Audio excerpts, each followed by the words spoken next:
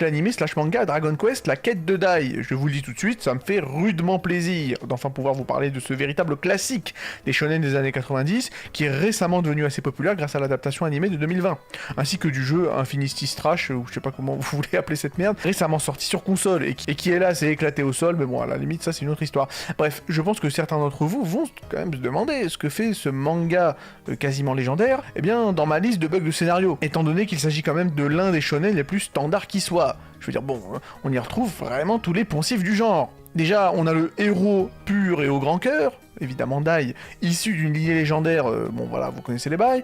On a le faire-valoir comique du héros, Pop, ou Popu, je sais pas vraiment exactement comment prononcer son nom, qui apprend progressivement à arrêter d'être une grosse quiche lorraine et ainsi de devenir un héros à la mesure de Dai. On a effectivement la tsundere au caractère bien trempé de service, Mam. On a le maître du héros qui se sacrifie contre le grand méchant en mode Obi-Wan Kenobi, j'ai nommé Avan.